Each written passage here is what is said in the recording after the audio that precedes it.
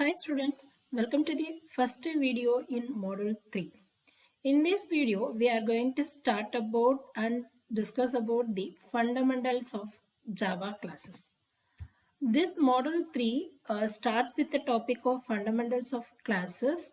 Thereby, it covers the declaring objects of one class. Then the next concept in module 3 will be constructors. Then this keyword, garbage collections. So these are all coming under the topic of classes and classes fundamentals. Then we will be moving on to inheritance concepts. There, what is the basics of inheritance is using the super keyword and creating multi-level of hierarchy of inheritance type. Then we will go see the most important topic called method overriding. Then the last topic in module 3 will be exception handling.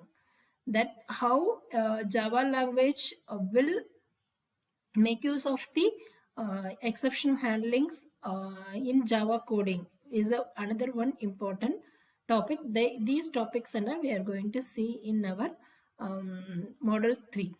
Let us go to the first topic. We know the meaning of class. Class is a one unit which wrapping unit which will cover all the methods and behaviors of the one object. Likewise, in Java, a class is one core of Java, because we know that the object-oriented programming is mainly invoked from the objects, then its classes. So as Java is following the OOPS concepts, the classes are considered as a core of Java. Then in Java, the main, whatever we write as public static void main will be as encapsulated by a class. So this one more important thing is the class is creating a new data type. So say for example, car C is a one object, means C is a another one data type which inherits the features of all car class. So likewise, the class provides a template of an object, and object is an instance of a class. So we can define like this, like class is a template of the object and object is an instance of a class. So next is a general form of a class. How one class is defined in Java. We know that it starts with a keyword of class, right? It should start with the keyword of class. Then the next following word is the class name. And then any instance variables are required that will be declared along with its data type. Say for example, your class is to create one square of your given numbers, means so what may be the instance variable? It's input. So whether it may be an integer input or it may be a floating point. Say for another one example is if you are creating one class for one box or one cuboid, means so what may be the instance variable? For a box it will be a length, breadth and width. Likewise, so what is essential for that class? So those variables are declared as instance variable. Likewise, there will be n number of instance variable can be declared and can also be initialized. Then what is the behavior can be performed by the class will be defined inside the class. So this behavior of one particular class is defined with the name of method here. So in C++ it will be called as member functions. In Java it is named as method. So here what is the general format of using a method means it also should start with the returning type, that method name and parameters list. So this how we can create a method and how we can add a method in a class and all we will see in the next upcoming slides. So when you take a general form of a class, so it's starts with a class keyword and class name. Any instance variables are there that will be declared. Then along with type now method name 1, method name 2 up to method name n will be declared. Then the class will be closed. Okay, so this is the general form of a class, right? Coming on to this theoretical information, what and all other information is defined in the class means this class code defines the interface to its data. Okay, another one important term is this class code defines the interface. Interface is nothing but it's a one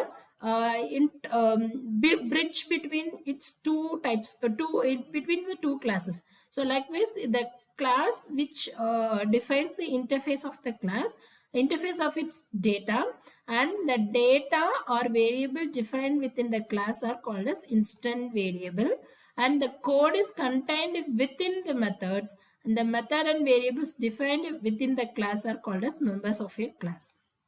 Once again, I'll repeat, and the code is contained within the methods.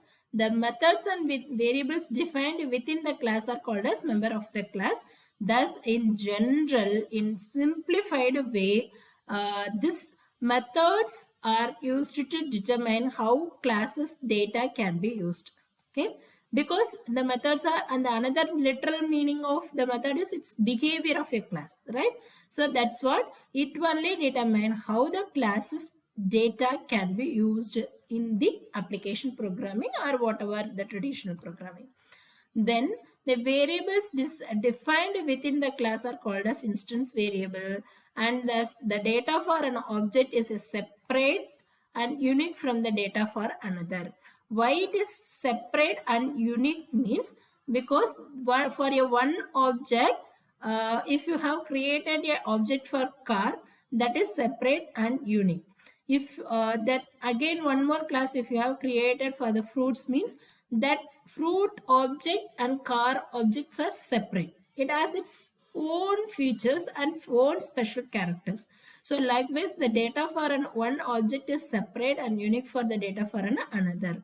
Notice that the general form of a class does not specify a main method, and Java classes do not have a main method. Okay, so Java classes do not need to have a main method.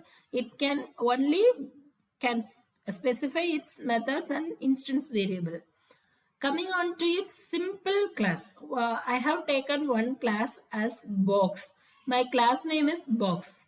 So with this example only, with kind of example only, I'm going to travel the entire remaining session of explanation. So keep in mind that class box is my example box. It has the three instance variables of one is width, height, and depth. Okay, fine. Now, what is the definitions given here means the class declaration only creates a template here. So it creates a template here. It does not create an actual object. So according to the example coding, it creates the one template. So actually to create a box, what we need to do, we need to use the new operator. We know that we know the meaning of new operator. It will create a one particular constructor and it will create a one space for that object. So using my class name box, and my box is my object name, using the new operator, this actually the object for box is created. How I can assign its value of its instant variable is my next question. How I can assign? How I can assign means using the dot operator. Using my dot operator, using the dot operator, say my box dot width equal to 100 is assigned. Say for example, my box dot height also can be used. Height equal to 20 is also can be used. Okay, this is the one example of how the classes can be created. I am now going to show how one class will be created here. Now I'm going to show the execution of this class, how the classes are written and how the objects of your class is created and it is used in your Java program. So I'm going to execute this Java program in my execution window. So just for your demo purpose, I'm copying my code, this code.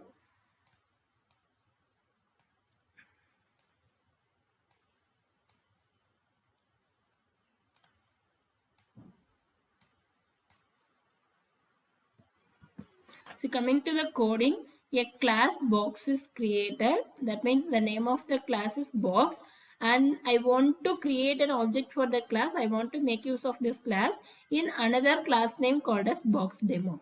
So here this box demo only consists of main class. So to save this Java file, I should save this Java file with the name of box demo, not in the box, because whenever you are going to save your Java file, you should which class is having the main method, that class name should be mentioned as a file name here. So here box demo is the class which contains the main method. So I am saving this Java file with the name of box demo, where B is capital and D is capital, because the Java is a case sensitive and strictly typed language. We should be clear with the cases of that class name. So I have saved, I'm saving this class as Java file as boxdemo.java file. Once now it is saved, when I'm going to compile this class, what I should use the command is javac boxdemo.java. Fine. My compilation is successfully completed. I don't have errors. Next step is to execute that class as box demo. What is given here is 3000. So let us now look at the coding here. Where my output is volume is 3000. So what I have used in this box demo means in the box demo, my box new box of one object is created. Here my object is my box is the object. Using my box, I have assigned its value of width equal to 10, where height equal to 20 and depth equal to 15. Then I know the formula for finding out the volume of this box. So what I am doing is my box dot width, my box dot height, and my box dot depth are multiplicated. Finally, I will get the value as volume, which is stored in the variable vol, right? VOL. Finally, the volume of your box, volume of the box is volume, is my desired output. Whenever you are doing the changes, you should say again, you should compile and you have to see the outputs. Now you can see the outputs of your desired output. The volume of the box is now 3000. So likewise, you can change the values also. I hope so. This video is enough easy to understand for your basic understanding of class. I will catch you in the next video about next topic. Thank you.